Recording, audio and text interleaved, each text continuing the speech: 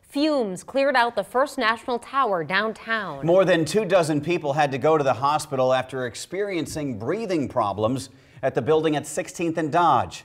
Late this afternoon, the fire chief told us either a heating and cooling issue or construction on the 9th floor caused the fumes. Reporter Alex McClune is live downtown with more on the big evacuation.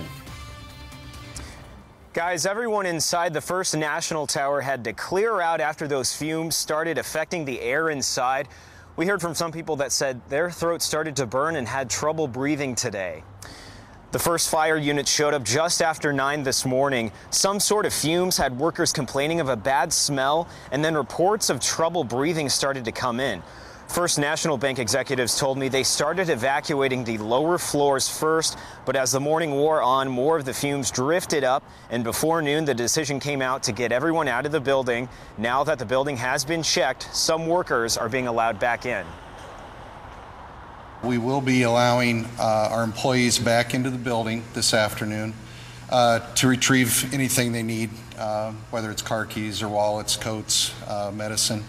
We will then secure the building again tonight at 6 and then reopen for complete access tomorrow morning again at 6.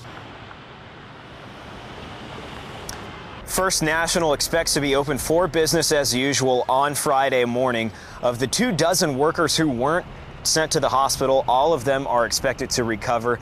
And guys, during the evacuation, many of the businesses near First National opened their doors to the employees that were forced outside into the cold as it was snowing earlier today. Just some flurries though, but still the story developing, and the building should be open tomorrow. Reporting live from the area of 16th and Dodge, Alex McClune, 3 News Now.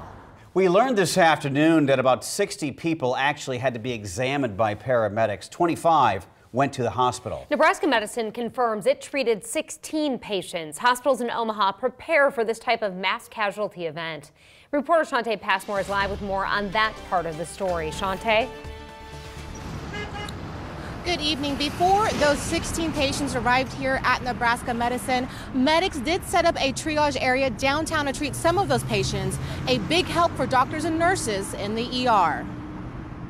Right, starting that sort of treatment early on can help progression of symptoms, and they can also give us an idea of the severity of exposure at the scene, so we can prepare in the emergency department.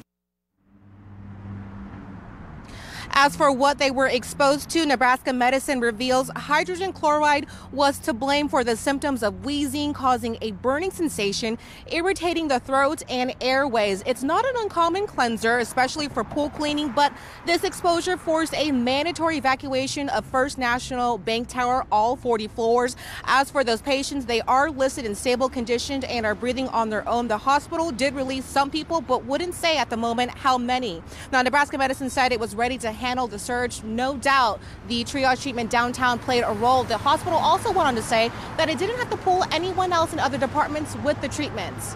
Live near Saddle Creek and Farnham this evening, Shantae Passmore, 3 News Now.